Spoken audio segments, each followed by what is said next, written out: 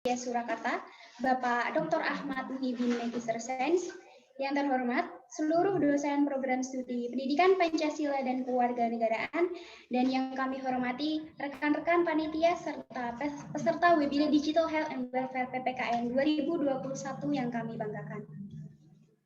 Puji syukur marilah kita panjatkan kepada Allah Subhanahu wa taala yang telah memberikan limpahan rahmat berupa kesehatan, keselamatan dan karunia-Nya sehingga kita dapat mengikuti acara webinar ini dengan keadaan sehat walafiat. Amin amin ya rabbal alamin. Tak lupa, salawat serta salam selalu kita curahkan kepada Nabi Agung Muhammad SAW yang telah membawa kita dari zaman jahiliyah menuju zaman yang terang benderang ini. Selanjutnya, perkenalkanlah saya Rizky Novia Saputri selaku pembawa acara akan menyampaikan susunan acara webinar pada siang hari ini. Acara yang pertama yaitu pembukaan, acara yang kedua sambutan-sambutan, acara yang ketiga acara inti, acara yang keempat sesi foto bersama, dan acara yang terakhir yaitu penutup. Memasuki acara yang pertama yaitu pembukaan, marilah kita buka acara pada siang hari ini dengan mengucapkan basmalah bersama-sama. Bismillahirrahmanirrahim. Terima kasih. Acara yang kedua yaitu sambutan-sambutan. Sambutan yang pertama akan disampaikan oleh Ketua Panitia kepada Saudara Sadam Ridho Aditya Pratama. Kami persilakan. Assalamualaikum warahmatullahi wabarakatuh. Dan terhormat Kepala Program Studi Pendidikan Pancasila dan Kewarganegaraan Bapak Dr. Ahmad Muhyiddin Magister Sains. Yang kedua, Ibu Adhika Dian Ariana, Sarjana Psikolog, Master of Science, dosen Airlangga, beserta Bapak Ibu dosen yang bergabung pada media Zoom ini. Yang ketiga, teman-teman panitia dan sekaligus peserta yang saya banggakan. Puji syukur kehadirat Allah Subhanahu wa taala kita sampaikan ke atas atur-aturnya sehingga kita semua dapat berkumpul pada siang hari ini melalui platform media Zoom meeting dalam keadaan sehat walafiat. Yang kedua, di sini webinar akan mengangkat tema mengenai kesiapsiagaan menghadapi dampak digital dalam aspek fisik dan psikologis bagi milenial. Tujuan dari webinar ini yaitu kita sebagai kaum milenial mampu memperhatikan apa sih adanya pengaruh dari digital baik secara fisik maupun psikologis kita sendiri.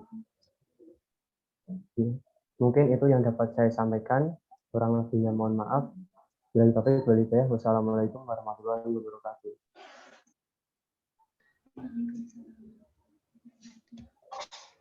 Terima kasih kepada Saudara Sadam Ridho Aditya Pratama atas sambutannya. Sambutan yang kedua akan disampaikan oleh Ketua Program Studi Pendidikan Pancasila dan Kewarganegaraan Fakultas Keguruan dan Ilmu Pendidikan Universitas Muhammadiyah Surakarta kepada Bapak Dr. Ahmad Muhyiddin Magister Sains. Kami persilakan. Bismillahirrahmanirrahim. Assalamualaikum warahmatullahi wabarakatuh. Waalaikumsalam warahmatullahi wabarakatuh. Alhamdulillah wa syukurillah wa la hawla wa la quwata illa billah. Allahumma sholli wa sallim wa barik ala Rasulillah ila nabiyya ba'da. Bapak Ibu dosen program studi PPKN Fakultas Keguruan dan Ilmu Pendidikan Universitas Muhammadiyah Surakarta yang sangat saya hormati. Pada pembicara hari ini sangat saya hormati dan juga para panitia saya ucapkan terima kasih partisipasinya para peserta semuanya. Tidak lupa juga saya ucapkan terima kasih atas dukungan dari HMP Program Studi PPKN atas semua pelibatannya sehingga acara ini bisa berjalan dengan baik dan lancar. Baik, saya selaku Ketua Program Studi perlu menyampaikan apresiasi atas agenda hari ini, webinar yang sangat bermanfaat bagi kalangan milenial karena memang kita sudah masuk di dunia digital dan kita harus bisa mengantisipasi dan juga kita selaku pelaku di dunia digital itu bisa selamat dari berbagai macam tekanan, baik fisik maupun psikis. Banyak peristiwa yang disebabkan karena ketidakcermatan kita dalam melakukan aktivitas kita, bahkan sering lepas kontrol, lupa bahwa apa yang sudah kita post itu sebenarnya menjadi sebuah sinyal sebenarnya siapakah diri kita. Kita masih selalu beranggapan bahwa kitalah yang paling hebat, paling tahu apa-apa, sehingga para pembaca, pemirsa dianggap tidak tahu apa-apa. Ini menjadi satu kesalahan besar. Oleh karena itu, kita mestinya lebih arif, lebih bijak menggunakan media sosial. Kita juga lebih hati-hati, jangan sampai menyinggung perasaan orang, karena orang bisa tersakiti.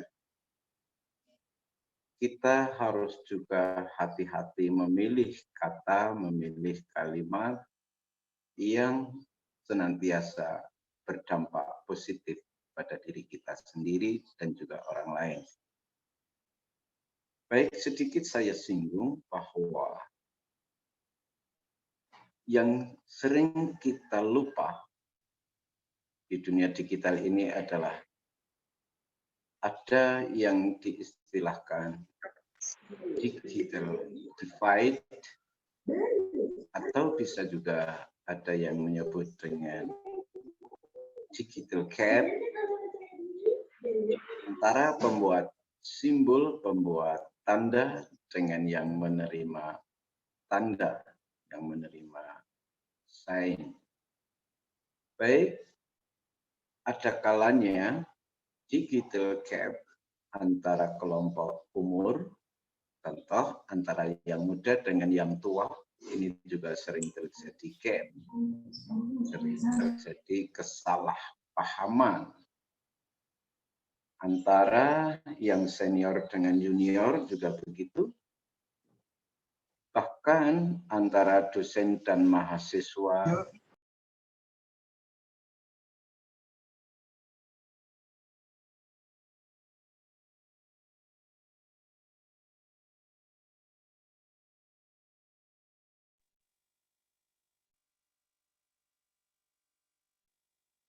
ada kalanya mahasiswa menganggap bahwa pernyataannya itu baik dan biasa-biasa saja. Tapi ternyata dari pihak dosen menganggap itu menjadi hal yang luar biasa karena tidak menghargai orang tua, tidak menghargai profesionalitas dosen, dan seterusnya. Hal ini menyebabkan terjadinya gap pula hubungan sosial antara mahasiswa dan dosen. Oke, saya lanjutkan sedikit. Kenapa di grup-grup WA juga mengalami hal yang sama? Sering terjadi ketidaksepahaman antara satu pihak yang memposting entah simbol, gambar, atau entah narasi, sementara yang lain menolak atau tidak suka terhadap statement atau simbol atau gambar yang dipostingnya. Oke, sedikit lagi, maka cermat dan hati-hatilah dalam bermedsos sehingga kita terselamatkan dari tekanan-tekanan baik fisik maupun psikis. Jangan lupa sekali lagi, kesenjangan digital pasti terjadi. Adanya konflik juga disebabkan karena adanya kesenjangan digital. Terima kasih. Mudah-mudahan acara pada siang hari ini nanti membawa manfaat yang besar, khususnya bagi para peserta, para mahasiswa. Oleh karena itu, ikutilah dengarkanlah dan cermatilah, bila perlu adakan satu dialog yang lebih membangun, sehingga pemahaman kita akan lebih komprehensif. Terima kasih. Demikian kata sambutan dari saya selaku studi. Mohon maaf bahwa apa yang saya sampaikan barangkali tidak sesuai dengan apa yang ada dalam pikiran para peserta. Terima kasih. Assalamualaikum warahmatullahi wabarakatuh.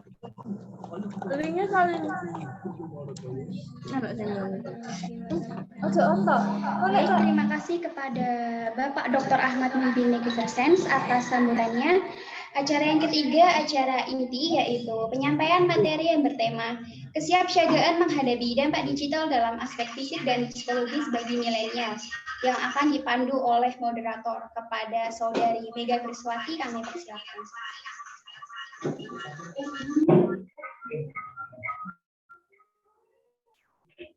Assalamualaikum warahmatullahi wabarakatuh.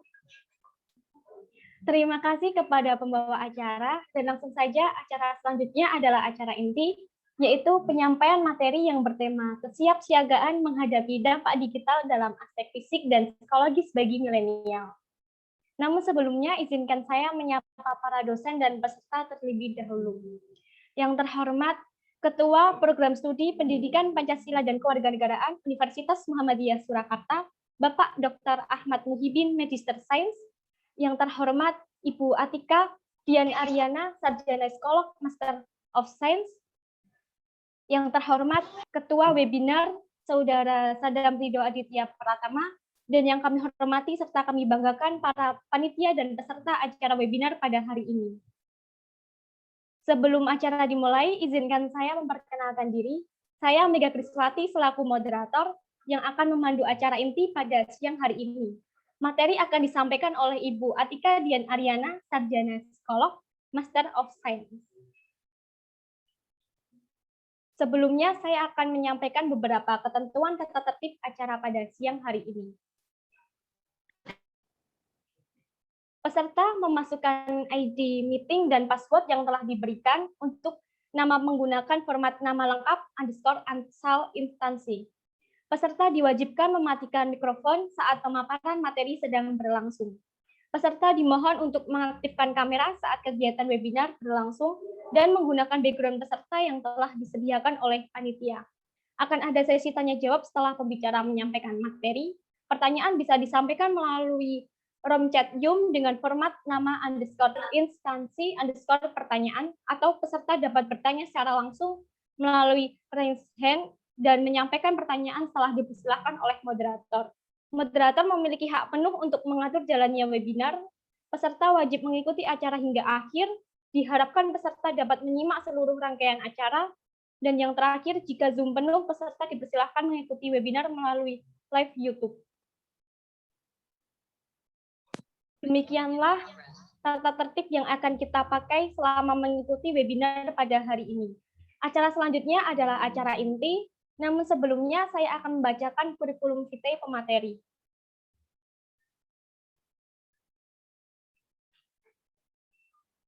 Ibu Atika Dian Aryana, Surabaya, Jawa Timur, Indonesia, riwayat pendidikan tahun 2001 sampai 2005, S1 Sarjana Psikologi, Peminatan Psikologi Klinis, Universitas Airlangga Surabaya, Indonesia, tahun 2012 sampai 2014, S2 Master of Science, Global of Mental Health, University of Glasgow, United Kingdom.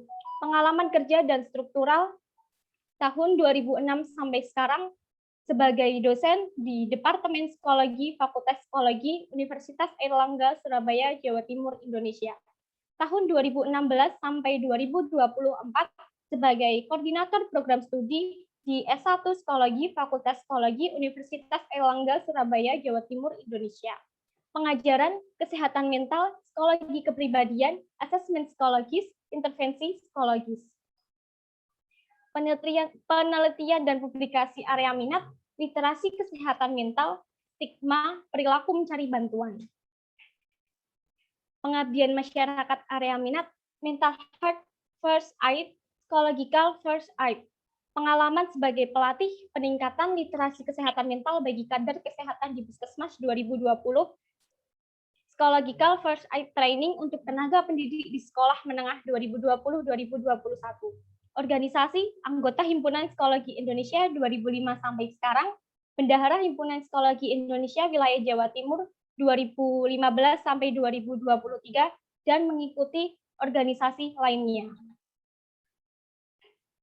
Langsung saja acara selanjutnya, materi akan disampaikan oleh Ibu Atika Dian Aryana, Sarjana Psikolog Master of Science. Kepada Ibu Atika Dian Aryana, Sarjana Psikolog Master of Science, kami persilahkan. Ya, terima kasih Mbak Mega. Assalamualaikum warahmatullahi wabarakatuh. Selamat siang, panitia, kemudian tadi ada Kaprodi kalau saya tidak salah dengar ya, dan ada tentunya para peserta webinar. Selamat siang semua, semoga dalam keadaan sehat. Saya mohon izin untuk share screen ya. Baik, Bu. Apakah sudah nampak? Sudah nampak, Bu. Baik. Ya, seperti tadi diperkenalkan, nama saya Atika, biasa dipanggil Atika begitu. Kemudian kita hari ini akan ngobrol terkait dengan kalau judul besarnya kan kesiapsiagaan gitu ya, menghadapi dampak psikis dan fisik ya dari era digital. Saya membaca topiknya agak serem gitu, siap siaga, seolah era digital itu pokoknya era yang sangat menakutkan begitu. Jadi saya mau mencoba untuk berpikir secara lebih positif. Saya berganti judul menjadi sehat dan sejahtera di era digital. Maknanya kurang lebih sama. Intinya kan bagaimana kita bisa survive dan tetap sejahtera menghadapi era digital ini gitu ya. Materi saya enggak panjang karena saya berharap kita akan lebih banyak diskusi di siang hari ini biar nggak ngantuk juga ya, apalagi hari Kamis mungkin sebagian juga berpuasa. Semoga nanti akan ada banyak insight yang kita dapatkan di siang hari ini. Saya membagi 3 topik untuk hari ini, akan kita sama-sama diskusikan apa itu era digital, kemudian karena topiknya menyangkut pada generasi milenial, kita juga akan bahas siapa itu generasi milenial, dan tentunya sesuai dengan judul, kita akan masuk ke definisi sehat dan sejahtera. Oke, sebelum mulai membahas ke era digital, mohon berkenan teman-teman untuk mengunjungi mentimeter.com, kemudian memasukkan kode 12333521. Saya stop share dulu untuk share webnya ya.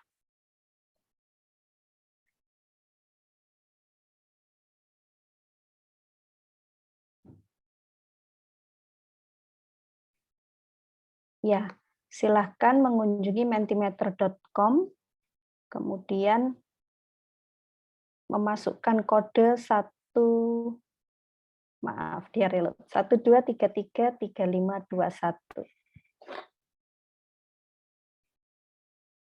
Kita bermain-main dulu supaya lebih akrab ya. Apakah sudah ada yang bisa masuk?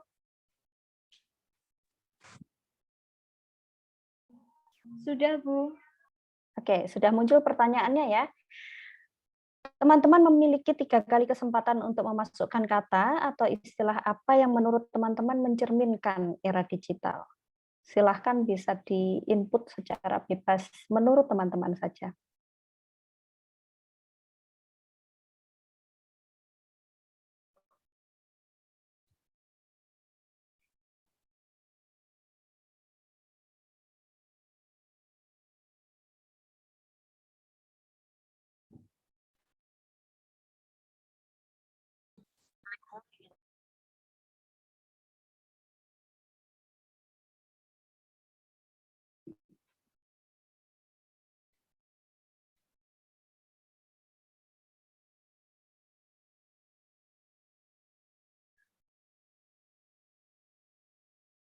Saya refresh dulu, semoga internet kita oke ya.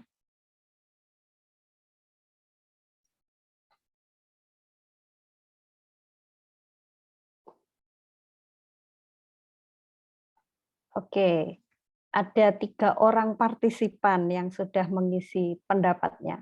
Silahkan teman-teman yang lain mengisikan pendapatnya sambil kita lihat pergerakannya ya.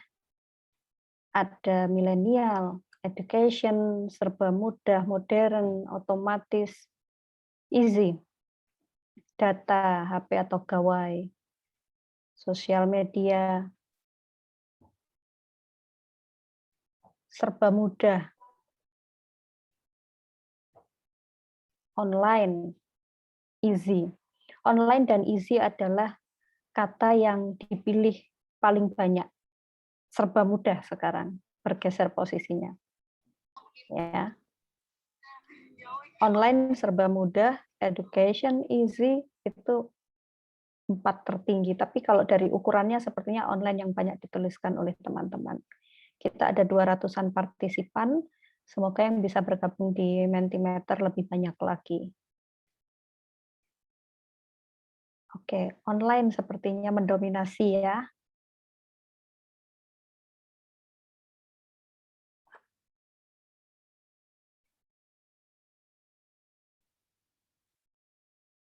Oke, terus bergerak, tapi online terus membesar juga.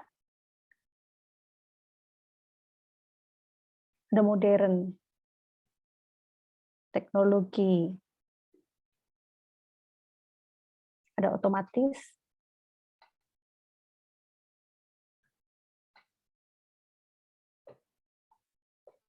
modern, online yang masih mendominasi.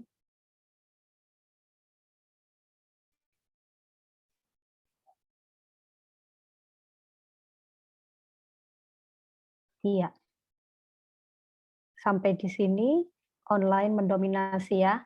Mentimeter ini untuk kata yang berukuran lebih besar berarti yang paling banyak dipilih dan biasanya dia di tengah ya. Jadi dari sementara yang masuk online adalah kata atau istilah yang tepat mencerminkan era digital. Nggak ada jawaban benar atau salah. Ini kita sama-sama belajar dan sharing apa pemahaman kita tentang era digital. Oke, setidaknya ada beberapa yang besar adalah online, modern, teknologi mudah atau serba mudah, easy juga mudah artinya ya. Itu yang menjadi ciri. Oke, kita coba masuk ke pertanyaan kedua. Sudahkah kita di era digital sekarang? Silahkan dipilih. Yang ini tinggal merespon sudah dong atau belum deh kayaknya.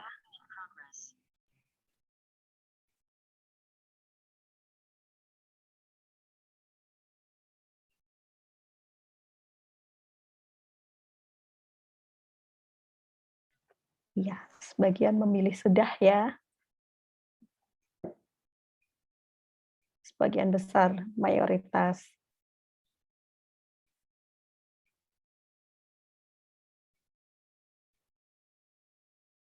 Sejauh ini 1 orang yang memilih belum. Dan nggak apa-apa, karena output-nya tidak akan keluar nama ya. Kalau teman-teman merasa kita memang belum berada di situ, silahkan. Mungkin memang ada yang berpikir begitu. Oke ya, teman-teman masih bisa meneruskan bermain-mainnya. Saya akan melihat hasilnya nanti, karena ini akan menjadi wawasan yang menarik untuk saya bagaimana pendapat teman-teman yang hadir pada webinar siang hari ini mengenai era digital. Saya stop share dulu untuk kembali ke materi.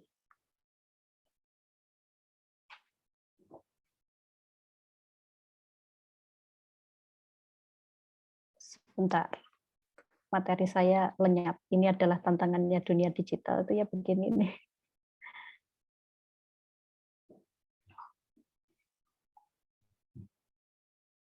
Oke.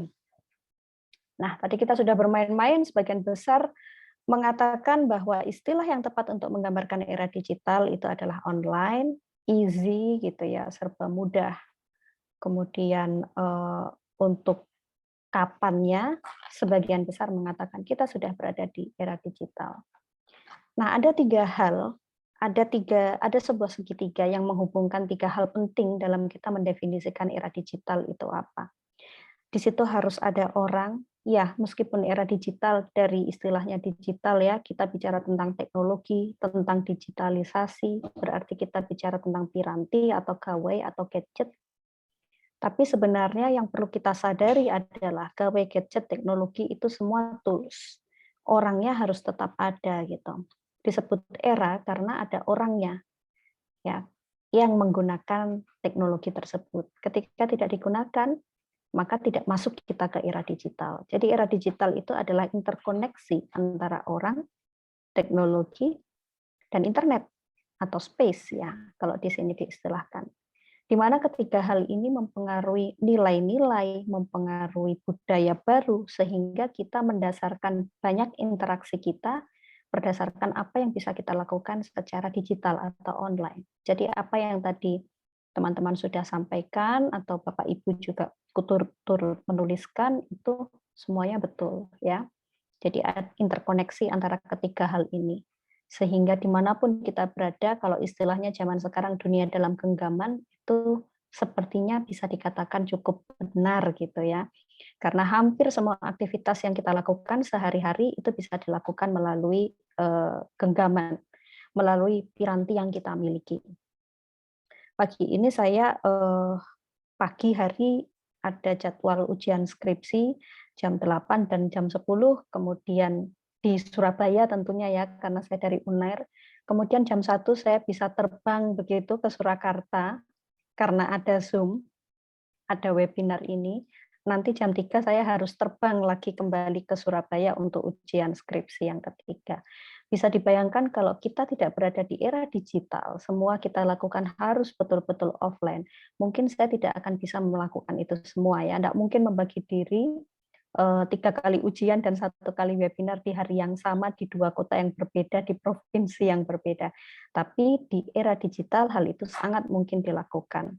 Dan sebenarnya terlepas dari situasi pandemi, era digital itu sudah berkembang. Cuma kita seperti kemudian dipaksa untuk masuk ke era digital yang sesungguhnya karena situasi pandemi COVID-19. Jadi sering saya mengatakan kepada mahasiswa saya atau ketika saya mengisi webinar begitu, kalau kita mau mencari benefit atau dampak positif dari situasi pandemi, itu akan selalu ada.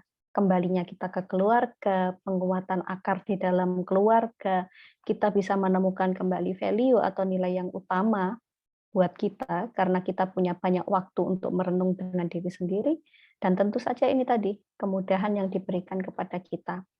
2 tahun yang lalu, akhir 2019 atau malah mungkin awal 2020 ya, tapi sebelum Maret, saya termasuk yang tidak berpikir, tidak sama sekali tidak membayangkan bahwa saya akan bisa terbang bolak-balik seperti ini antar kota, antar provinsi dalam 1 hari untuk beraktivitas. Itu di luar nalar saya begitu.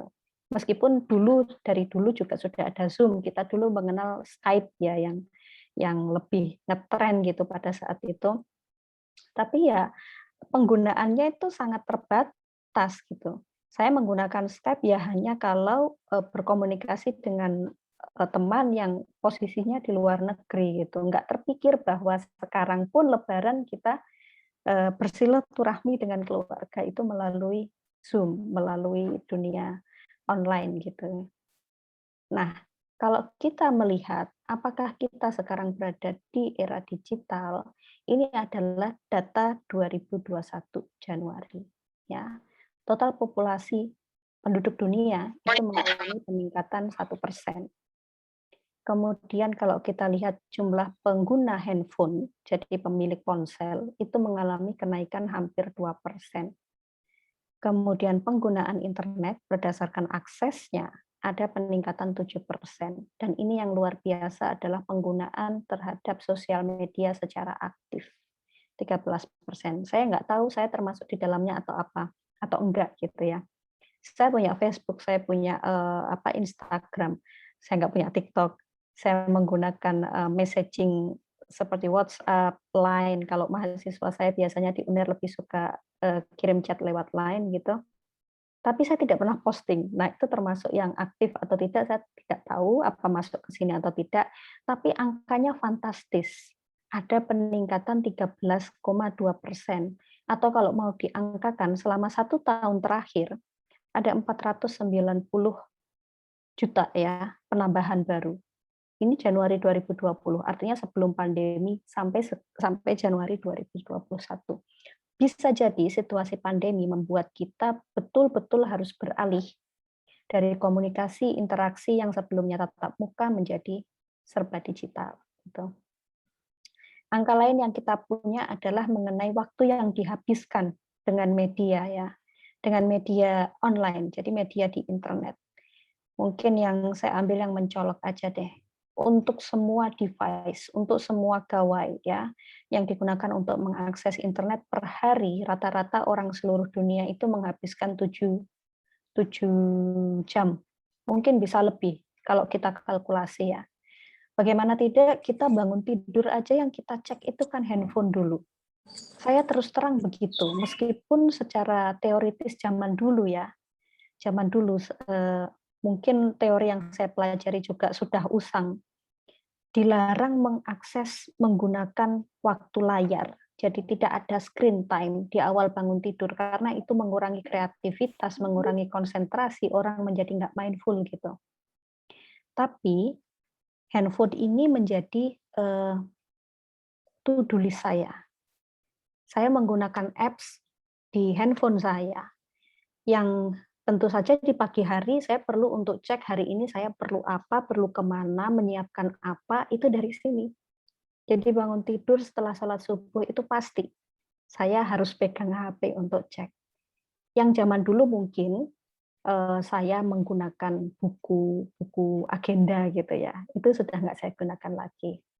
Nah, itu nanti kita ngajar juga masih cek-cek handphone, kemudian berkomunikasi dengan keluarga. Kalau saya terpaksa harus offline ke kampus, berarti anak-anak saya kadang juga menghubungi saya lewat handphone. Artinya kalau kita total, ini adalah angka yang sangat logis, 7 jam sehari ya. Kita kan punya 24 jam, berarti lebih dari sepertiga itu, enggak ya, sepertiga itu kita gunakan untuk mengakses internet dari berbagai macam device, termasuk yang kita lakukan hari ini. Mungkin sebagian teman-teman ada yang mengakses webinar ini dengan menggunakan handphone, ada yang menggunakan komputer, ada yang menggunakan tablet, tapi kita sama-sama terhubung lewat internet gitu. Kemudian ngapain sebenarnya? Apa yang kita lakukan dengan internet itu? Ada angka-angkanya mungkin kita ambil yang menonjol aja, adalah melihat tayangan. Jadi di sini termasuk contohnya YouTube gitu ya. Itu adalah 3,5 jam. Ini saya tadi juga baru melihat sepertinya ini juga live streaming di YouTube. Jadi barangkali ada yang mengakses webinar hari ini lewat YouTube, ya Anda termasuk yang berada di sini. Kalau ini webinarnya berlangsung 1,5 jam, 2 jam, ya berarti 1,5 jam lagi Anda punya jatah normalnya orang mengakses tayangan video gitu. Kemudian sosial media 2,5 jam. Ya, itu termasuk mengakses yang tidak melakukan aktivitas ya. Scroll up, scroll down, scroll up, scroll down gitu kan. Kalau kadang kita sekarang waktu tunggu, apa aktivitas yang dilakukan sambil menunggu? Buka IG, scroll up, scroll down, tutup lagi, buka lagi gitu. Kalau zaman dulu mungkin membaca itu ya. Kemudian, nah ini membaca terkait dengan media-media yang dulunya dicetak, ya termasuk surat kabar dan lain-lain. Termasuk ketika Anda googling. Jadi saya pribadi saya punya minat terhadap sastra. Jadi kalau saya nemu kata-kata yang baru, saya itu googling. Kadang-kadang itu membuat jengkel teman-teman karena nggak segera berangkat karena saya umek sama sama istilah yang saya baru baca gitu. Jadi saya pengen tahu itu apa. Nah, spesifik ke sosial media ya, ke medsos yang kita gunakan di 2020 berarti datanya penggunaan secara total adalah 4,20 billion. Kemudian mari kita lihat ini seperti didorong luar biasa oleh kepemilikan HP. Karena hampir 100% orang bisa mengakses sosial media lewat HP. Dan ini sangat masuk akal dengan beberapa produksi handphone yang massal ya, ada di segala penjuru dunia dan dengan harga yang semakin terjangkau. Jadi konon katanya bahkan ada pameo yang mengatakan Wi-Fi itu sudah termasuk ke dalam kebutuhan pokok gitu, atau paket data. Jadi di antara makan minum itu salah satunya ada Wi-Fi gitu. Nah, silakan kita melakukan refleksi ke diri masing-masing. Apa iya kita sekarang melakukan itu, termasuk di dalam data ini? Ini datanya Hotsuite yang teman-teman juga bisa cek di website-nya ya. Dan ini adalah penggunaan sosial media secara global dari tahun ke tahun. Ya, trennya terus mengalami peningkatan. Kita nggak perlu lihat angka kasarnya, tapi kita bisa bandingkan berapa ini 6 tahun terakhir begitu peningkatannya konsisten ya, konsisten mengalami peningkatan dari tahun ke tahun. Oke, nah kalau pertanyaan yang kedua tadi berarti ya kita sudah berada di era digital, di mana hidup kita tidak terlepas dari yang namanya aktivitas di dunia digital. Oke, nah sekarang apa peluang dan tantangannya? Tentunya akses informasi cepat dan mudah, itu yang pertama.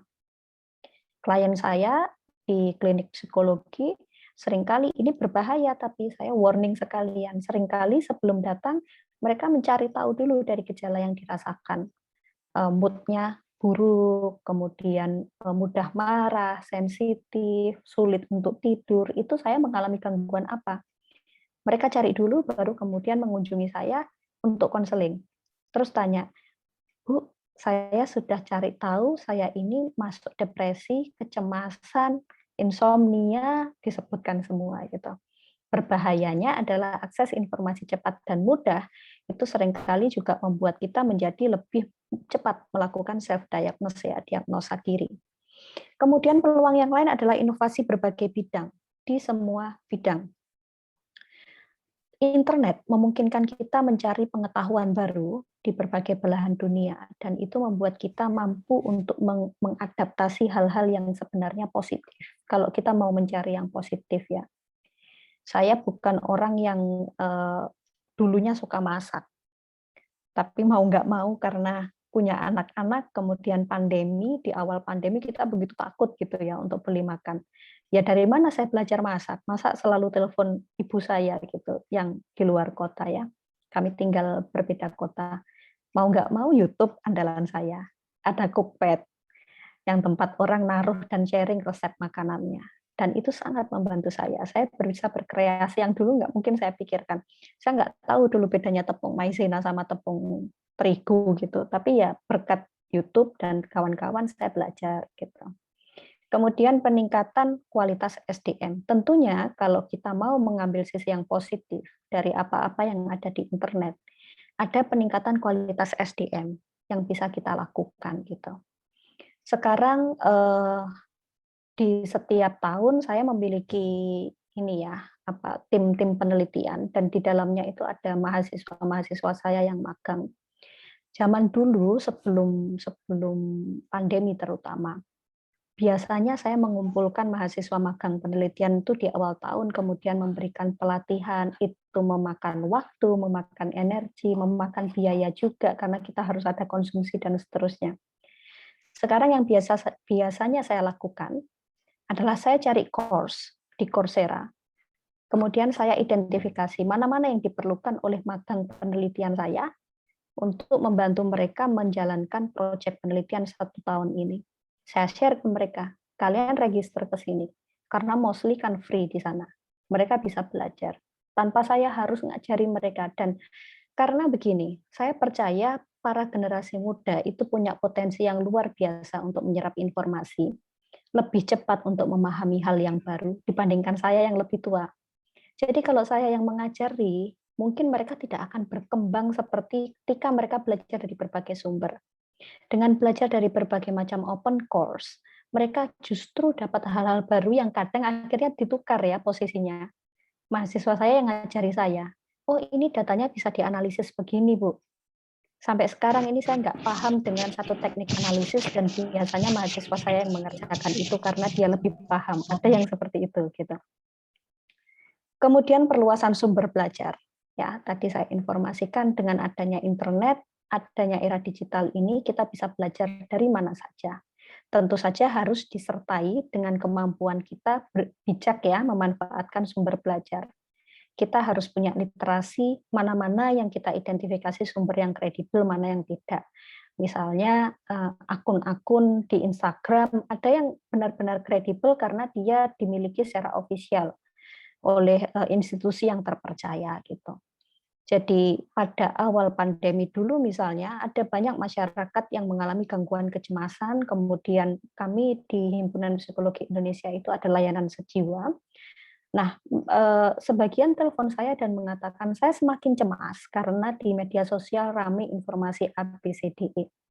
Ya, yang bisa disarankan adalah tutup semua akses media sosial, follow satu akun kementerian misalnya, Kementerian Kesehatan, dan fokus pada apa yang disampaikan di situ. Ikuti protokol yang disarankan gitu. Jadi kita perlu punya literasi data digital untuk paham mana-mana yang bisa kita ambil, mana yang tidak. Dan akhirnya perluasan pasar kerja. Di satu sisi ada perubahan pasar kerja. Beberapa profesi yang biasanya dulu dilakukan secara offline, ini konon mulai bergeser ini karena semua bergesernya ke arah digital. Ada kekhawatiran dulu dari mahasiswa saya sendiri di psikologi. Dan nanti kalau lulus psikolog nggak kepake bagaimana? Yang bisa saya sampaikan adalah semua teknologi itu adalah tools, ada orang di belakangnya, ya ada desainernya. Kalau kita tidak berada di situ, maka programnya tidak akan berjalan. Jadi kalau teman-teman mengikuti, mungkin ada yang mendownload dan pernah menjadi klien dari beberapa aplikasi kesehatan mental seperti Relief, atau ada beberapa website yang menawarkan jasa seperti itu. Di belakang itu ada desainer, ada psikolognya yang membuat mengkombinasikan antara modul-modul intervensi dengan artificial intelligence ya. Sehingga prosesnya dapat berjalan, diusahakan senatural mungkin seperti kalau kita konseling tatap muka. Ini peluangnya. Tapi ada juga tantangannya. Misalnya terkait dengan isu adaptasi. Apakah kita sebenarnya siap? Tadi saya sampaikan, kita sebenarnya sudah masuk di era digital itu sudah dimulai tahun 80-an. Tapi terus terang, pandemi ini seperti mendorong kita begitu luar biasa untuk betul-betul masuk ke era digital. Nah, apakah kita sudah siap? Banyak yang gagap ya di awal pandemi itu untuk memanfaatkan teknologi. Saya kebetulan di UNER diberikan tugas tambahan sebagai Kaprodi. Pada awal penggunaan digitalisasi, kita sudah punya learning management system sudah sejak 2000-an awal, tapi tidak kita gunakan penuh. Begitu ada pandemi, kemudian kita harus berganti semua metode pembelajaran murni online. Nah, ada beberapa generasi yang sulit beradaptasi. Ya, harus nuntun satu-satu ya. Teman-teman bisa membayangkan ini yang hadir saya pikir lebih banyak generasi muda ya. Teman-teman bisa membayangkan pada awal 2020 kalau ada perkuliahan itu di jam yang sama saya bisa ditelepon beberapa orang untuk nuntun bagaimana caranya login ke sistem, bagaimana caranya buka kamera, itu juga harus diinformasikan dengan detail gitu. Ada hambatan. Kemudian ada budaya berpikir pintas, karena semuanya bisa ditemukan di Google. Ya, ini karakteristik era digital. Dan isu keamanan data yang kadang-kadang malah terlupa untuk diingat. Pokoknya kalau ada sesuatu yang menarik, diupload aja di sosial media, karena itu menunjukkan saya keren. Ya kadang-kadang sampai apa ini yang lagi booming sekarang kan vaksin, sertifikat diupload. Padahal nanti ada beberapa destinasi perjalanan itu yang memang mensyaratkan untuk sertifikat vaksin kedua, vaksin COVID. Artinya itu sebenarnya data pribadi, tanggal lahir, nomor handphone, apalagi. Kadang alamat sampai dituliskan detail begitu ya.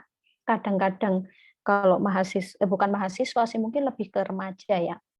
Merasa lagi sendirian di rumah, kemudian merasa sepi dan pengen keren gitu, kemudian selfie, posting dengan caption lagi sendirian nih di rumah. Nah, ini kan bahaya. Kalau dia sudah pernah memposting alamat rumahnya sendiri. Isu keamanan ini yang terkadang terlupa. kemudian ancaman penyalahgunaan pengetahuan. Mungkin teman-teman bisa cari informasi yang lebih banyak mengenai hal ini, betapa banyaknya orang-orang yang sebenarnya cukup pintar ya, kemudian menggunakan kecerdasannya dalam hal digital untuk menjadi hacker ya, masuk ke dalam beberapa sistem.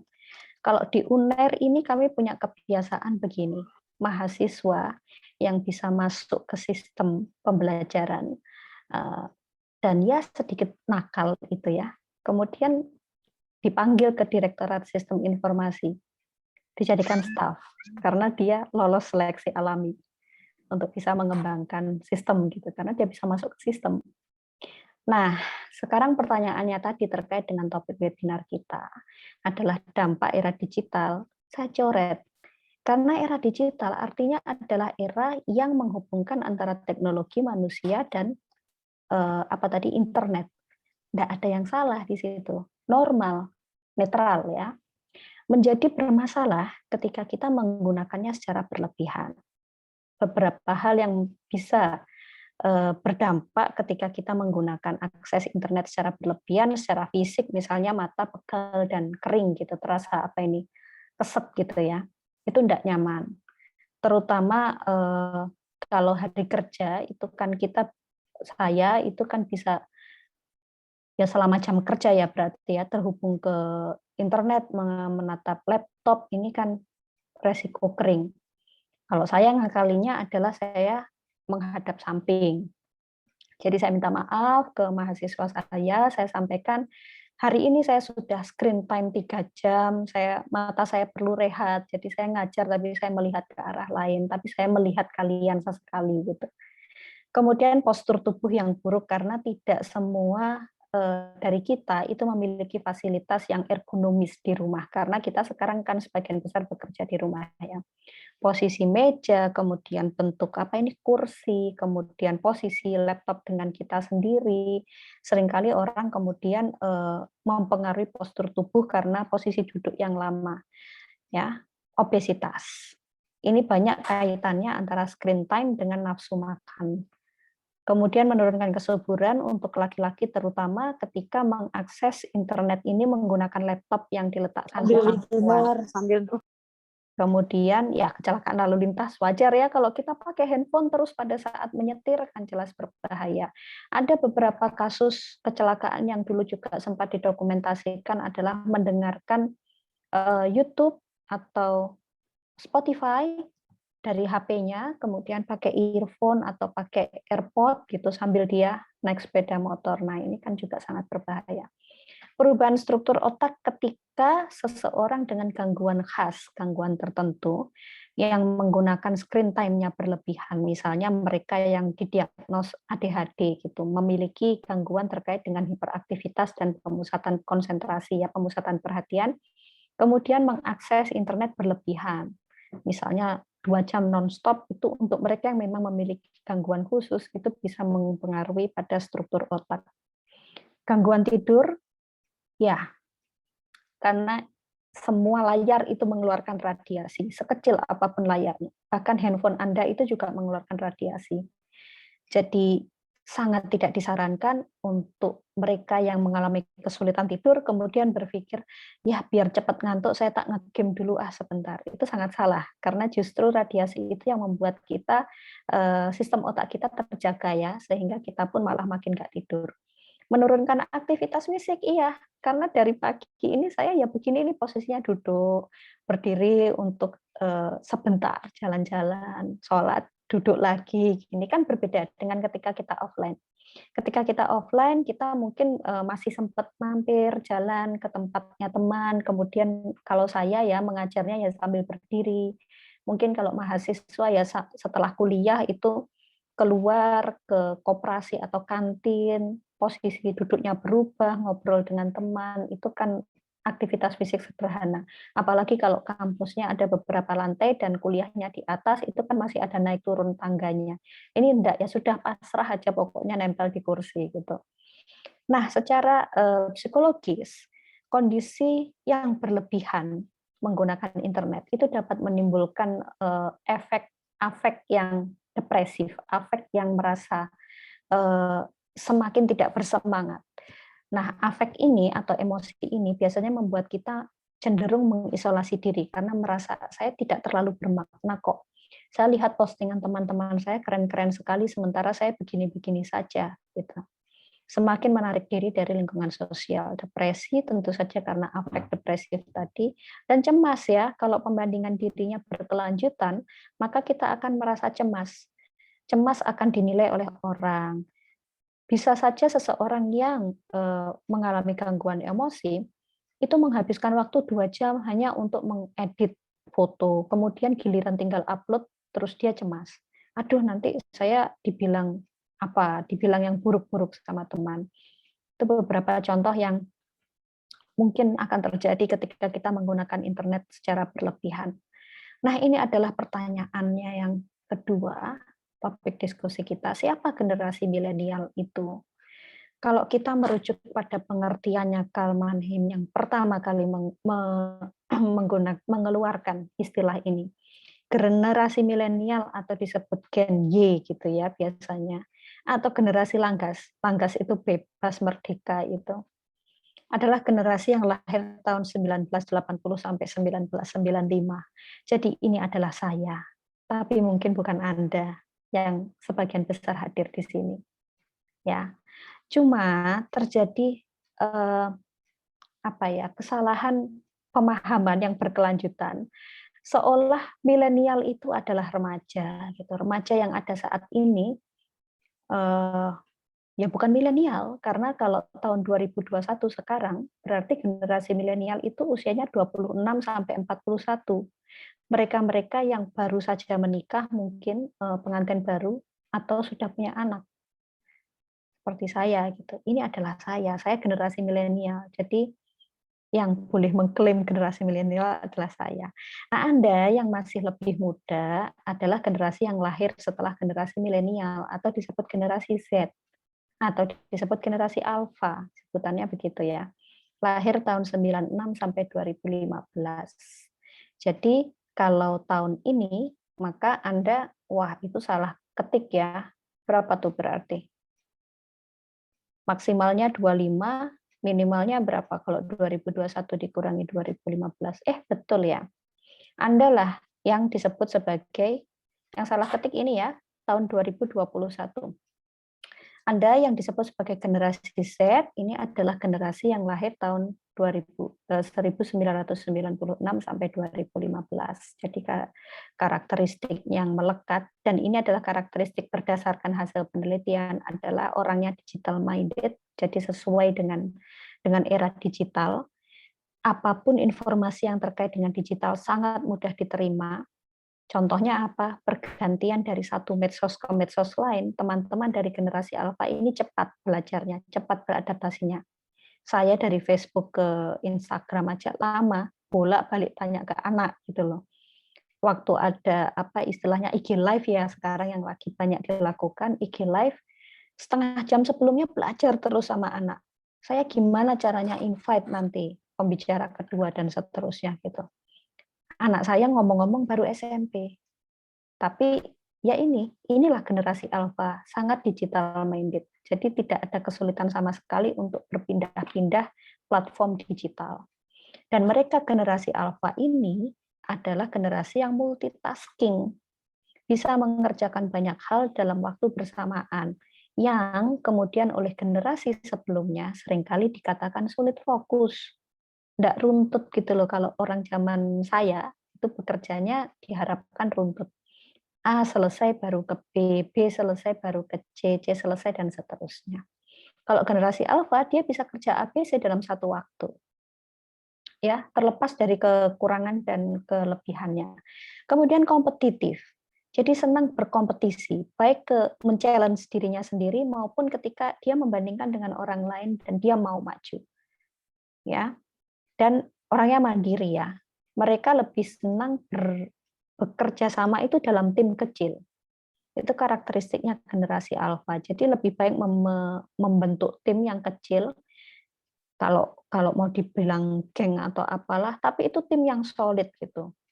Saya lihat mahasiswa saya sebagian besar begitu. Kalau sudah namanya grup itu, yang terdiri dari mahasiswa 1, 2, 3 itu mau bikin PKM beberapa kali periode ya udah sama itu. Nanti kuliah ya sudah sama itu presentasi gitu seterusnya ya.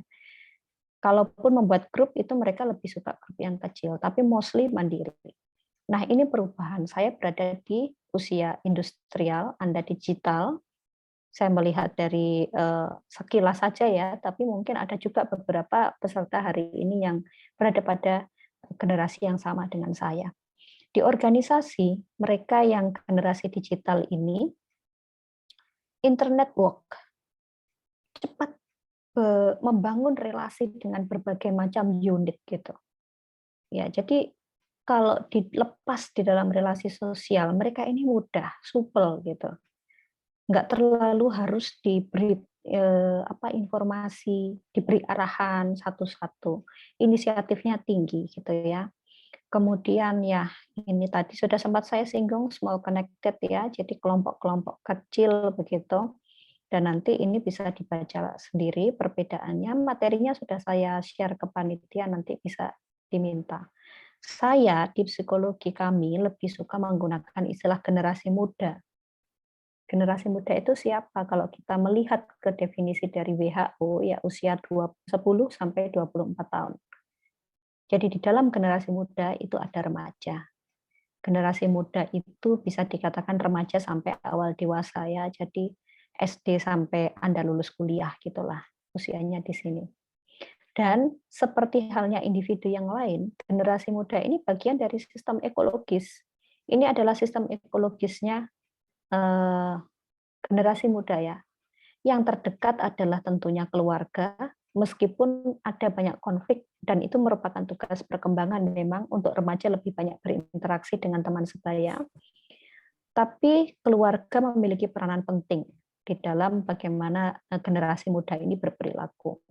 Kemudian ada ini teman-teman kuliah, teman-teman kalau Anda ambil kursus ya teman-teman kursus, ada teman sebaya, dan ada pada bagaimana religious setting itu mempengaruhi yang paling dekat pada perilaku dari seorang generasi muda. Di luar itu nanti ada komunitas, ada sistem kurikulum pendidikan, ada pola-pola ekonomi yang tentu saja mau tidak mau mempengaruhi. Alhamdulillah kita cukup survive ya menghadapi pandemi ini, tapi kalau teman-teman berkesempatan misalnya untuk saya positif dan optimis kita survive. Kalau teman-teman ada kesempatan untuk mengunjungi Bali misalnya, akhir tahun lalu saya sempat ke Bali untuk pengambilan data penelitian. Bali itu termasuk daerah yang buat saya mengenaskan gitu, terdampak pandeminya. Karena bisa dibayangkan Bali itu hidup dari pariwisata ya, tourism. Yang mereka jual adalah daya tarik untuk wisata. Tapi kemudian di-stop, ditutup bandaranya. Saya melihat, saya begitu masuk ke Bali, begitu turun, saya lihat Bali bukan Bali gitu. Banyak sekali toko yang tutup. Dulu yang jalan-jalan yang ramai sekali, kemudian menjadi sepi. Jam 7:30 pecalang sudah keluar untuk meminta yang masih buka untuk ditutup. Dan saya pernah selesai wawancara itu jam 8 atau setengah 9, saya lupa. Jadi kita mau kembali ke hotel itu suasananya sungguh mencekam gitu. Itu Bali yang dulu begitu ramai di pusat-pusat kotanya gitu. Ya, jadi mau tidak mau generasi juga terpengaruh. Kemudian yang terluar ya jelas bagaimana situasi negara, bagaimana situasi politik dan seterusnya itu mempengaruhi bagaimana generasi muda berperilaku. Nah, sementara itu hasil penelitian menunjukkan lebih dari 80% remaja di negara berkembang terutama itu punya akses ke ponsel. Ponsel itu sekarang murah-murah gitu ya. Jadi dan sebenarnya penghasilan per kapita itu mengalami peningkatan. Jadi semakin banyak orang tua yang membelikan anaknya ponsel lebih dini. Apalagi dalam situasi pandemi, hampir semua tugas-tugas, proses belajar itu lewat ponsel. Jadi anak SD sekarang sudah pegang ponsel gitu. Dan 70% lalu lintas internet di Indonesia itu berasal dari ponsel. Ini datanya sama ya dengan data yang tadi di awal. Kita lebih banyak mengakses lewat ponsel untuk internet. Oke, kemudian ada yang mempertanyakan, apakah betul generasi muda di era digital itu memunculkan banyak masalah perilaku? Sayangnya, memang tanpa tanpa mengalami era digital pun, remaja itu adalah kelompok yang rentan untuk mengalami gangguan psikologis karena perkembangan hormon, perkembangan fisik, perkembangan psikologis yang pesat ya. Termasuk hormon reproduksi itu membuat orang menjadi lebih sensitif di usia puber dan seterusnya.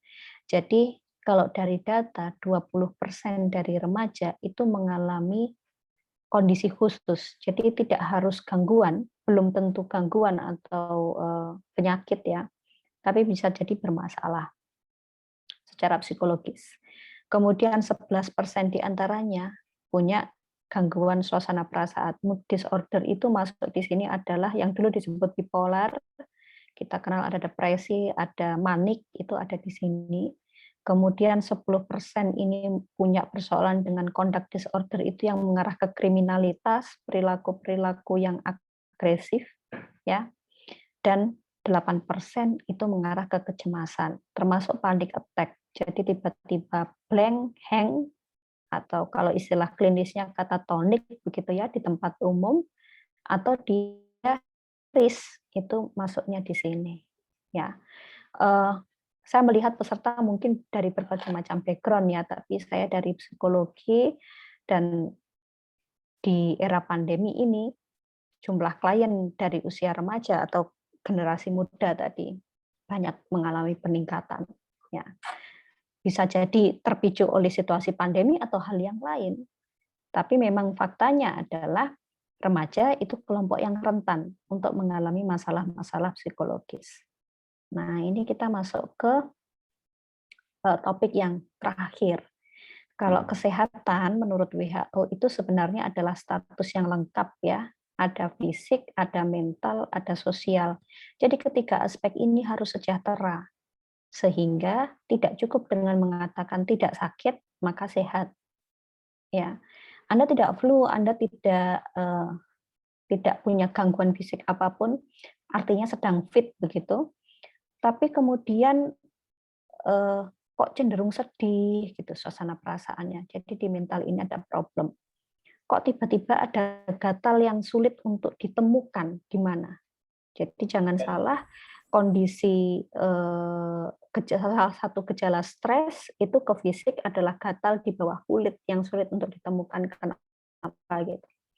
Kemudian secara sosial, Anda sedang fit badannya, merasa cukup sehat secara psikologis, tapi nggak pengen ketemu orang. Ya, jadi secara sosial juga belum sejahtera, maka bisa dikatakan Anda tidak sehat gitu. Jadi sehat itu bukan berarti tidak sakit, lebih dari itu. Dan WHO sudah membuat definisi itu sejak tahun 1946. Sejak kita merdeka dia sudah membuat itu gitu ya.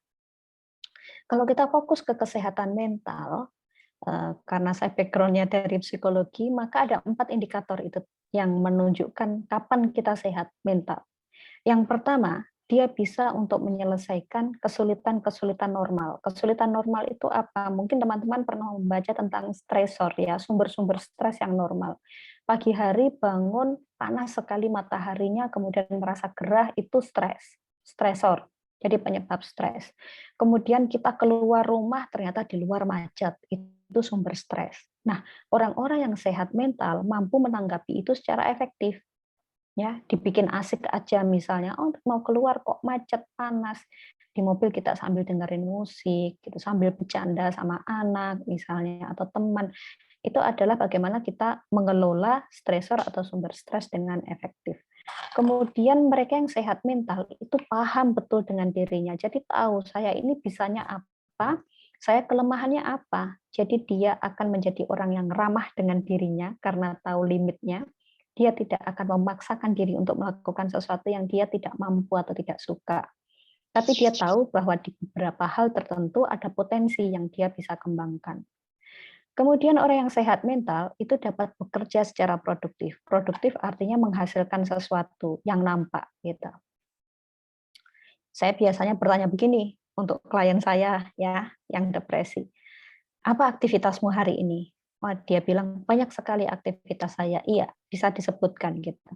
Saya pagi jam 8 sampai 10 tidur. Kemudian 10 sampai 12 saya nge-game gitu, main game ya. Itu bukan kegiatan yang produktif. Nggak ada yang dihasilkan. Kegiatan produktif itu harus ada sesuatu yang nampak setelahnya. Masak, bersih-bersih, olahraga, itu produktif ya, kelihatan ada hasilnya. Dan yang terakhir itu adalah mampu berkontribusi terhadap komunitas, pada komunitas. Ini jangan dibayangkan yang besar-besar kita mampu mengubah dunia. Kontribusi itu bisa sangat sederhana dan sangat kecil skupnya. Anda sebagai mahasiswa misalnya, Anda bikin laporan yang kemudian dipublikasikan, menulis di artikel. Sekarang dengan mudah kalau kita punya paper, tidak diterima di mana-mana, ya masukkan aja di ResearchGate. Sejelek-jeleknya tulis aja di Kompasiana gitu kan. Itu produktif dan berkontribusi pada masyarakat. Yang membaca itu jadi tahu sesuatu gitu. Teman-teman panitia ini membuat acara webinar seperti ini berkontribusi pada komunitas gitu. Akan menjadi jejak digital yang ada pada YouTube. Kayaknya ini di live streaming kan. Jadi ada kontribusi yang bisa diakses oleh masyarakat kapanpun mereka membutuhkan gitu. Jangan dibayangkan kita harus jadi Menteri Kesehatan misalnya ya, itu terlalu tinggi. Nah, faktor apa yang kemudian mempengaruhi kesehatan mental? Setidaknya ada 3 aspek ini. Ada biologis, kondisi fisik itu mempengaruhi pada kesehatan mental kita. Kalau kita sedang sakit, biasanya kita kemudian sedih, cemas, memikirkan nanti saya bisa sembuh nggak ya gitu. Secara sosial, bagaimana lingkungan berinteraksi dengan kita ya. Makanya banyak kasus-kasus kesehatan mental yang berawal dari bullying misalnya. Dia selalu mendapat perundungan, maka kemudian dia mengembangkan gangguan yang lain. Secara psikologis terkait dengan self-esteem misalnya, masalah menilai diri sendiri. Banyak orang, remaja khususnya ya, yang datang ke saya dengan gangguan mood. Itu karena mereka baik sama orang, tapi lupa baik sama diri sendiri. Gitu. Jadi maunya menyenangkan orang, lupa menyenangkan diri sendiri. Merasa diri sendiri tidak layak dan seterusnya. Ada yang seperti itu. Nah, ini saya skip aja. Apa yang kemudian bisa kita lakukan untuk menjaga kesehatan mental dan sebenarnya kesehatan secara umum ya untuk tetap optimal. Yang pertama, kita mulai dari sini. Makan makanan yang sehat. Ini pola hidup nih, sampai sini pola hidup. Dan ini penting sekali untuk kesehatan secara umum, termasuk fisik. Makan makanan yang sehat, makan makanan yang gizinya seimbang, makan yang rutin sesuai jam makan. Ya, percayalah sarapan itu memberikan energi yang positif dan membangkitkan semangat gitu. Kecuali yang puasa ya. Kemudian be aktif. Lakukan olahraga supaya teman-teman punya keringat yang keluar, supaya stresnya bisa lebih berkurang gitu. Kemudian habiskan waktu dengan orang-orang yang memang dekat dengan kita. Kalau di situasi pandemi ini tidak mungkin untuk misalnya nih jalan-jalan dengan keluarga atau teman, setidaknya tetap terkoneksi. Kita bisa video call, kita bisa telepon, kita bisa chat untuk menanyakan kabar dan seterusnya. Ini tidur yang cukup, kemudian kalau punya persoalan, sharing dengan seseorang yang dipercaya. Dan kalau semua itu sudah dilakukan, tapi tetap membutuhkan sesuatu yang lebih, ada sesuatu yang tetap dirasa bermasalah, maka mungkin memang sudah waktunya mencari bantuan yang profesional. Nah, khusus untuk terkait media sosial, yang perlu diingat adalah media sosial tidak akan pernah menggantikan interaksi sosial yang sesungguhnya. Media sosial adalah tools. Jadi apa yang kita sampaikan di media sosial itu yang mencerminkan diri kita. Tapi tidak betul-betul menggambarkan siapa kita gitu ya. Jadi bagaimana tipsnya? Tolong tidak membagikan informasi pribadi secara berlebihan di media sosial. Selektiflah berteman, menghindari akun-akun negatif yang mungkin banyak menebar berita-berita yang sensasional tapi belum tentu benar gitu. Kemudian ini penting, periksa kembali sebelum membagikan atau mengunggah sesuatu. Jadi broadcast message itu biar beredar banyak, tapi saya sering semprit kanan kiri gitu ya, apalagi tentang COVID ini banyak sekali informasi yang menyesatkan. Nah, sebisa mungkin gunakan media sosial itu untuk pengembangan diri dan personal branding. Saya yakin bisa, kita semua bisa. Saya yang harus belajar terus-menerus saja, maksud saya terhadap dunia digital ini, saya bisa kok untuk memanage supaya bisa mengembangkan diri lewat media sosial. Oke, kapan ini kita cari bantuan profesional ya? Dokter, psikiater, psikolog, kapan? Ada beberapa hal yang kalau kita lihat gitu ya, saya sebutkan beberapa aja karena nanti kayaknya kita lebih enak kalau diskusinya dipanjangkan. Ada takut, cemas, sedih yang berlebihan. Kalau secara fisik mungkin terasa mudah letih, lesu, nggak berselera makan, atau malah makan terus-terusan ya, pola makannya berubah, atau makan terus-terusan, apapun terasa butuh gitu, jadi craving untuk makan gitu. Sulit menerima kenyataan, ini jelas, mulai berpikir tentang bunuh diri, ini jelas butuh bantuan, dan seterusnya. Nah, ini yang penting, apa yang bisa dilakukan sebagai teman ketika kita punya teman yang menurut kita bermasalah. Anda bisa memberikan dukungan psikologis awal, atau kalau bahasa Inggrisnya lebih terkenal PFA gitu ya, Psychological First Aid. Keterampilan sederhana untuk membantu diri sendiri dan orang lain. Jadi ini seperti P3K, dibayangkan seperti itu. Prosesnya apa? Sangat sederhana. Yang pertama, kenali dulu bahwa teman Anda mungkin perlu bantuan.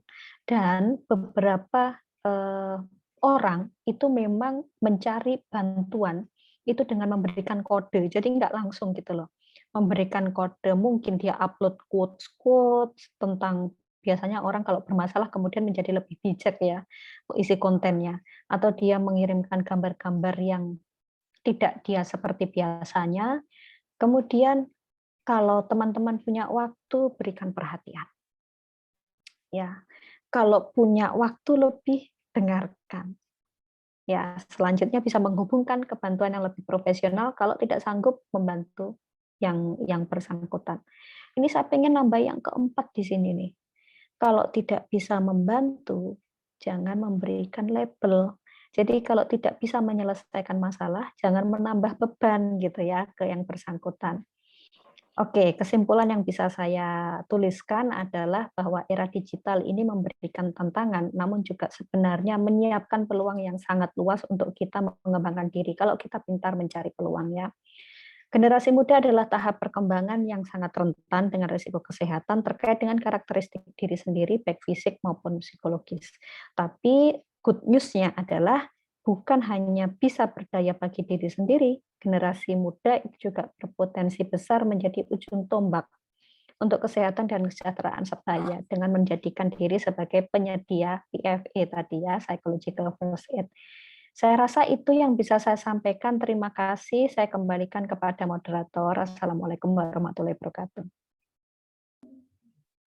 Waalaikumsalam warahmatullahi wabarakatuh. Terima kasih atas materi yang telah disampaikan oleh Ibu Atika Dian Aryana, Sarjana Psikolog Master of Science.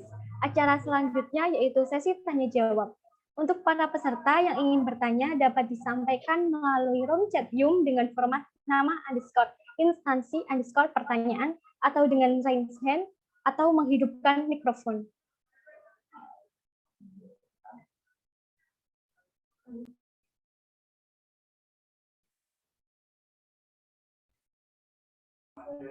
Kepada Juliana Silvi, dipersilakan untuk menghidupkan mikrofon. Baik, terima kasih kepada moderator atas kesempatan. Apakah suara saya dengar? Terdengar, Mbak. Sudah terdengar. Ya, baik. Saya izin bertanya kepada Ibu Atika. Ini ada beberapa pertanyaan, mungkin bisa dijawab. Yang pertama itu, Bu, bagaimana cara kita membedakan seseorang di media sosial bahwa dirinya itu sedang melakukan personal branding atau hanya sekedar mencari pengakuan dari orang lain? Dan yang kedua, apakah saat ini dengan meng-share permasalahan internal di sosmed kita adalah salah satu cara yang lazim dilakukan untuk mencari pertolongan dari netizen atau dari publik. Sementara hal tersebut akan menjadi konsumsi publik dan efeknya mungkin ada yang negatif, ada yang positif. Karena sekarang budaya virtual baru yang kita temui yaitu seseorang meng-share permasalahannya, kemudian publik tidak terima, kemudian dia melakukan klarifikasi kemudian dia minta maaf seperti itu, Bu. Apakah memang hal tersebut itu berhubungan dengan masalah karakter atau psikologis individu itu, atau memang itu suatu budaya yang saat ini malahan jadi maklum di sosial media? Dan bagaimana cara kita membedakan atau cara kita mengetahui ketika sedang bersosial media itu, oh orang ini sedang mengalami masalah digital dan masalah digital, maksud saya masalah mental illness dan memang sedang membutuhkan pertolongan dari banyak orang. Begitu, Bu. Terima kasih. Sama-sama. Saya langsung tanggapin ya, Mbak Mega ya. Baik, Bu. Keburu lupa. Tadi yang pertama itu pertanyaannya adalah lupa. Mbak Mega mungkin bisa bantu saya. Yang pertama tadi apa ya? Halo. Iya. Oh iya, atau Ya, Mbak mungkin, Bu. Juliana.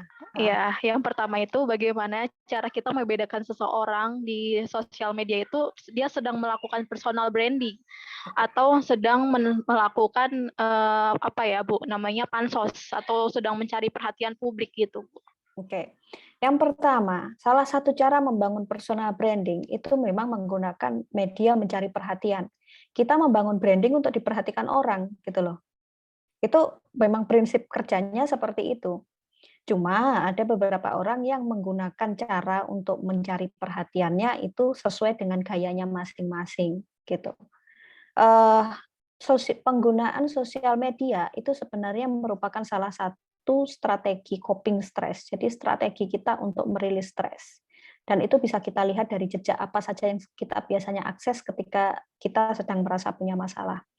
Ya, ada beberapa orang yang punya akun media sosial dan dia mewajibkan dirinya sendiri untuk membuat konten setiap hari, entah itu hanya upload atau membuat story, supaya followernya tahu bahwa dia ada dan aktif.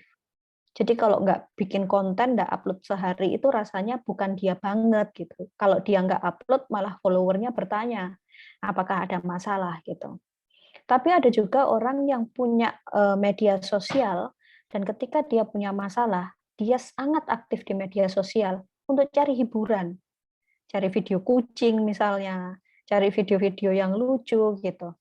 Jadi tadi saya bilang sosial media itu bisa menjadi salah satu rilis stresnya kita. Kemudian kalau terkait dengan personal branding, kembali ke pertanyaan utamanya adalah, sekali lagi cara kerjanya membangun personal branding itu adalah untuk mendapatkan perhatian. Kalau pansos, istilah pansos itu kan kemudian dilekatkan pada sesuatu hal yang negatif gitu ya. Tapi kan sebenarnya kalau saya memahaminya, pansos itu adalah mencari perhatian dengan cara yang kurang tepat gitu. Ya enggak? Jadi artinya kita kemudian mau viralnya aja, mau dapat perhatiannya saja dengan cara apapun gitu kan. Itu yang sebenarnya di satu sisi juga berdampak negatif loh untuk diri sendiri. Karena kalau teman-teman mungkin pernah membaca tentang online disinhibition ya, disinhibisi online, terutama yang sifatnya toksik gitu. Ada beberapa orang yang kemudian sampai kehilangan identitas pribadi karena sangat mempercayai pada figur yang dia tampilkan di media sosial. Kita ini kan nggak selalu real ya di media sosial. Ya enggak, mungkin ada beberapa orang yang membangun citra kalau di media sosial itu dia selalu asik gitu, hidupnya selalu asik. Jadi yang ditampilkan itu adalah ketika dia jalan, ketika dia makan sama teman-temannya, pokoknya asik, santai, tidak ada sama sekali tanda-tanda dia punya masalah gitu. Tapi teman dekatnya yang lebih tahu bisa mengatakan, wah dia ini pencemas sekali, apa-apa direweli. Ada perubahan sedikit pada jadwal, misalnya dia gupuh gitu ya istilah Jawanya. Ya. Nah, sayangnya orang yang terus-menerus menggunakan media sosial dengan menampilkan citra yang berbeda dengan sehari-hari, ini bisa membentuk habit. Jadi dia percaya bahwa dia orang yang seperti itu padahal bukan. Ya, dia asik dengan dunia yang dia gambarkan sendiri gitu. Ini salah satu tantangan ya di era digital karena dimungkinkan seperti itu. Dan tantangan yang lain adalah bahwa ketika dia mengekspos diri terlalu banyak di dunia sosial, membuka diri terlalu banyak keluar lewat media sosial tanpa tahu betul siapa yang berteman dengan dia di media sosial, ya tentunya dia harus siap dengan mendapatkan respon yang beragam dari orang yang berinteraksi dengan dia di media sosial. Makanya ada online bullying itu salah satu awalnya kan dari situ. Orang lupa bahwa ketika dia mengupload sesuatu di media sosial dan dia men-setting akunnya sendiri untuk terbuka, maka dia seperti menyiapkan semua orang untuk bisa masuk ke rumahnya, ke kamarnya, tanpa harus mengetok pintu. Gitu. Nah, kemudian yang kedua tadi pertanyaannya, mohon maaf Mbak Juliana. Bisa diulang tadi apa ya pertanyaannya? Ini Bu, terkait dengan budaya virtual yang baru, kita menyebarkan permasalahan, kemudian ada klarifikasi, kemudian minta maaf, dan itu terulang-ulang lagi Bu. Akhirnya jadi suatu sistem yang memang lazim untuk saat ini Bu. Oke, sebenarnya itu bisa dua hal ya. Kalau disengaja mungkin memang menjadi sebuah gejala pansos tadi yang disebutkan Mbak Juliana. Tapi kalau itu kejadian yang insidental, sebenarnya bisa kita analogikan dengan ketika kita nggak usah pakai digital deh. Misalnya kita di jalan, kita keserempet gitu. Respon emosi yang muncul mungkin adalah marah, mungkin adalah mengumpat. Tanpa atau sebelum adanya digital, itu adalah hal yang lumrah dan bisa diselesaikan saat itu juga. Sudah berhenti di situ. Tapi ketika ini masuk ke dalam dunia digital, jejak dan rekam digital ini ada terus. Orang akan bahas terus. Mungkin yang dulu kalau tanpa era digital ini, yang bahas ya hanya orang-orang yang berada di situ. Hanya orang-orang yang berada di TKP. Tapi begitu masuk ke era digital, orang yang tidak kenal pun ikut nge-share, ikut komen. Ya, itu adalah salah satu memang resiko di era digital itu. Makanya tadi saya bilang literasi data itu, literasi teknologi, literasi digital itu penting untuk bisa orang memfilter mana yang harus saya share, mana yang tidak. Dan kadang-kadang informasi yang di-share itu juga sangat sensitif. Misalnya tentang informasi kecelakaan. Kemudian yang di-share adalah korban dengan tampilan fisiknya yang hancur, misalnya karena kecelakaan. Konten seperti itu kan sebenarnya inappropriate untuk ditampilkan di media sosial. Bagaimana perasaan keluarganya bila melihat? Dan ketika itu sudah muncul di internet ya, dia kan ada terus. Apakah iya keluarganya punya cukup sumber daya untuk ngecek satu-satu, delete satu-satu gitu. Kasihan nanti misalnya ada anaknya yang melihat ketika dia sudah dewasa. Pentingnya orang-orang punya kecakapan menggunakan internet adalah seperti itu. Nah, tadi saya katakan kita seperti dipaksa masuk ke era digital.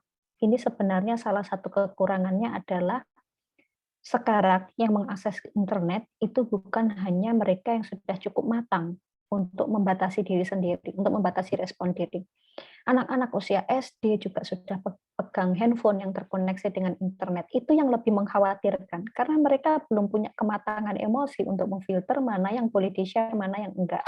Makanya kalau teman-teman mungkin pernah melihat beberapa akun menampilkan gaya pacaran anak SD yang sudah seperti remaja gitu ya, kemudian dia upload di sosial media, itu miris. Karena kenapa mereka upload? Mereka sendiri yang upload.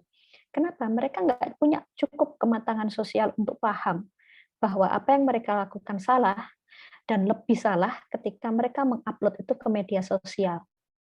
Sehingga bisa dilihat oleh orang banyak. Yang konsekuensinya kembali ke diri mereka sendiri sebenarnya kan. Mereka yang mungkin akan dibully oleh orang dan keluarganya tentu saja.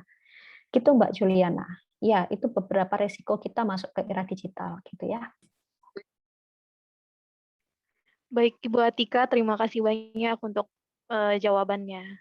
Sama-sama.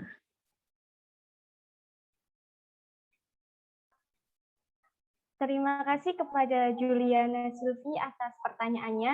Lanjut pertanyaan yang lain kepada Saudara Kristabel dari UI, kami persilahkan.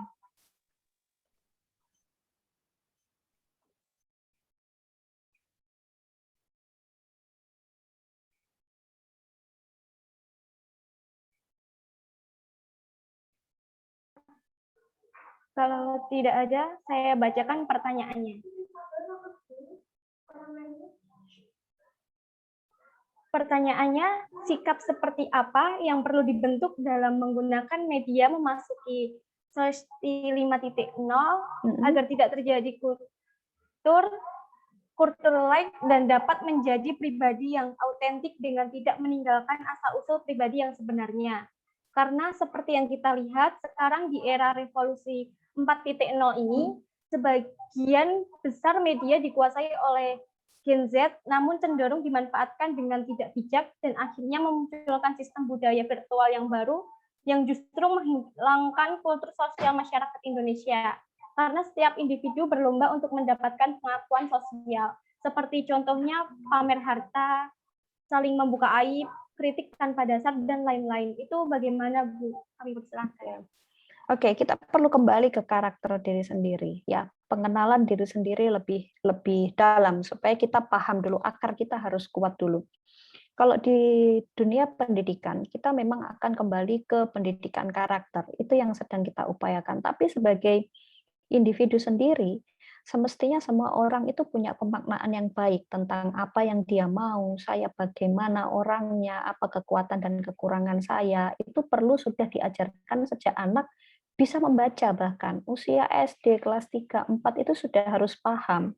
Termasuk mengenai misalnya pendidikan seks yang seringkali dianggap tabu. Anak harus paham mulai dari awal mengenai apa orientasi yang dia miliki, dia termasuk ke jenis kelamin yang mana, itu kan termasuk ke dalam konsep diri. Sehingga ketika dia waktunya mengembangkan konsep diri terkait dengan seksual, misalnya usia remaja atau puber, dia paham. Sekarang persoalannya Gen Z ini tidak dipersiapkan betul oleh bapak ibunya, yaitu milenial ya, untuk betul-betul cakap menggunakan teknologi. Jadi dianggap teknologi itu adalah alat bantu kerja yang bisa membantu dalam banyak hal. Tapi ancamannya adalah dia akan bisa mendapatkan informasi yang luar biasa banyak dan cepat. Jadi jangan salah kalau kemudian Gen Z ini mengandalkan pada apa yang ada di internet. Padahal pendidikan seksual itu bisa diawali dari dalam rumah, dari hal yang sederhana. Ya, anak perempuan itu perlu diajari bagaimana dia membersihkan alat kelamin, bagaimana dia perlu memasang pembalut.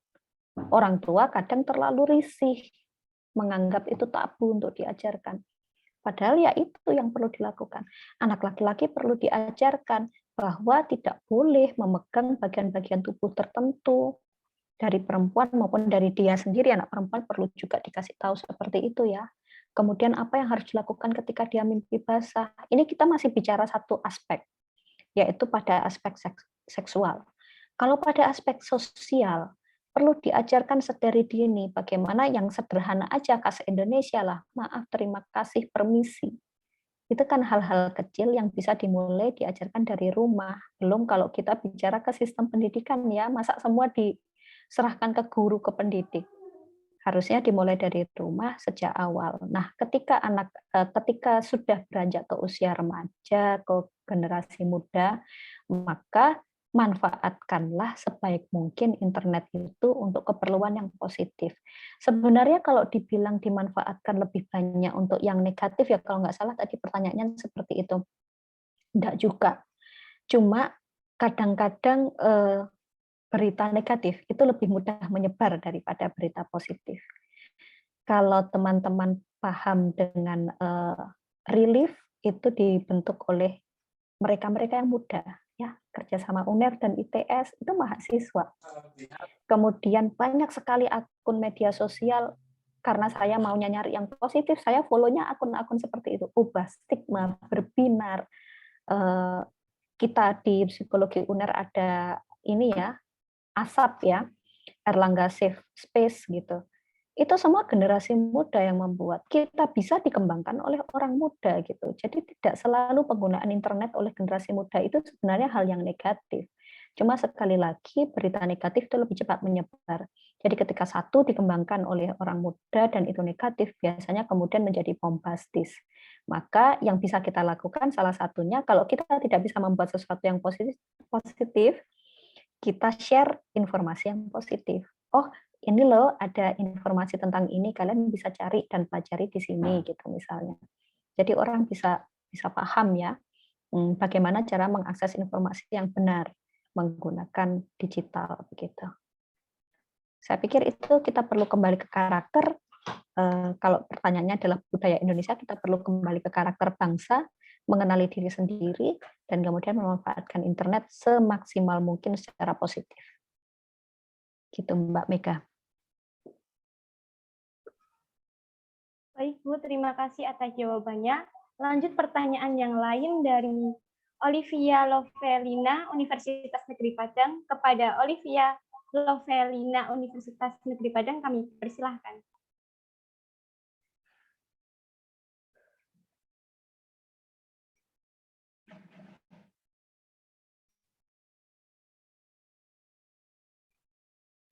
Kalau tidak ada, saya bacakan pertanyaannya. Pertanyaannya, ada kasus namanya revenge porn atau bentuk kekerasan seksual via dunia maya, dan saya adalah salah satu korban dari kasus tersebut. Dampak yang saya rasakan adalah saya trauma untuk berinteraksi dengan orang lain di media digital atau sosial media saya. Selain itu, saya juga jadi sering panik ketika berinteraksi di sosial media. Apakah ada tips atau apa yang harus saya lakukan? Terima kasih Bu. Gimana Bu tanggapannya Bu? Baik, kekerasan di dunia maya ya. Banyak sekali terjadi karena memang sekarang interaksi kita lebih banyak di dunia maya sekarang.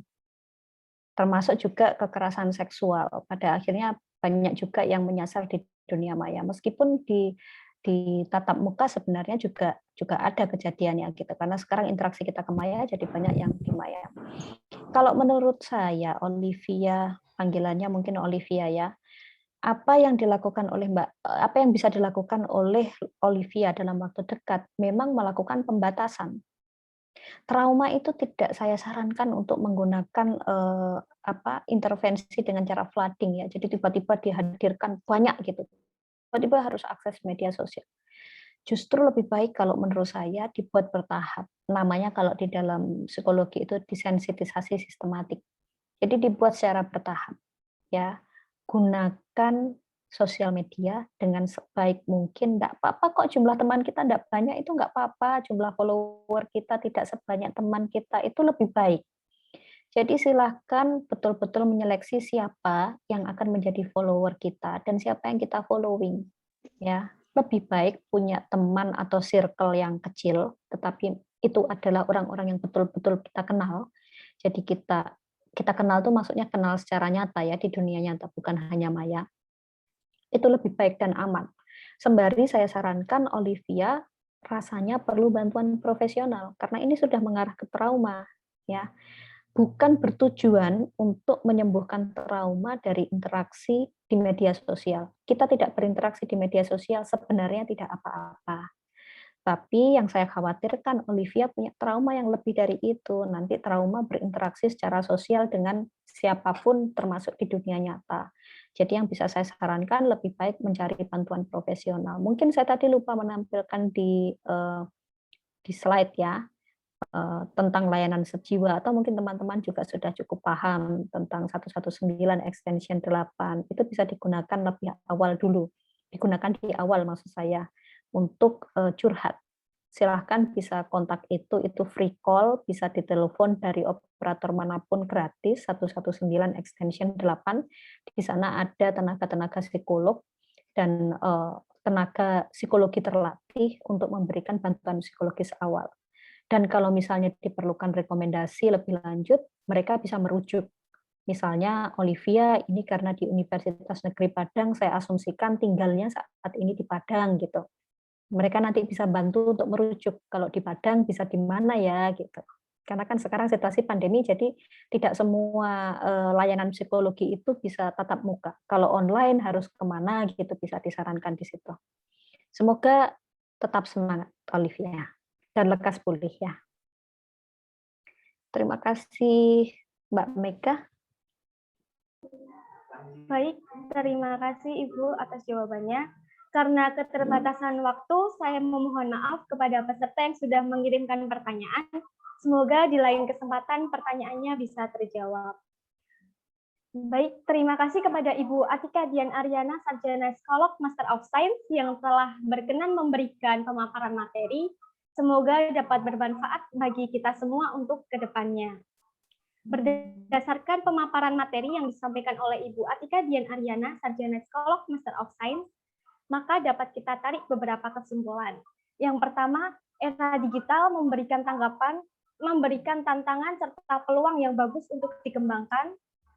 Era digital menghubungkan teknologi manusia dengan internet, tidak ada yang salah jika dipergunakan dengan baik dan benar.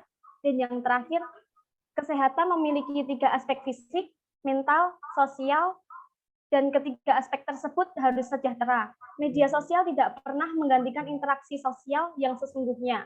Apa yang disampaikan di media sosial itu yang mencerminkan diri kita, tapi tidak secara betul-betul menggambarkan diri kita yang sesungguhnya. Mengingatkan kepada seluruh peserta webinar untuk screenshot sebagai bukti presensi. Saya selaku moderator undur diri, mohon maaf apabila ada kesalahan yang saya sengaja maupun tidak sengaja, dan saya ucapkan terima kasih atas perhatian dan partisipasinya dalam acara webinar ini. Selanjutnya, saya kembalikan kepada pembawa acara. Wassalamualaikum warahmatullahi wabarakatuh. Waalaikumsalam. Waalaikumsalam. Waalaikumsalam. Baik, terima kasih kepada Saudari Mega Kriswati dan Ibu Atika Dian Aryana atas penyampaian materinya. Semoga materi yang disampaikan dapat bermanfaat bagi kita semua.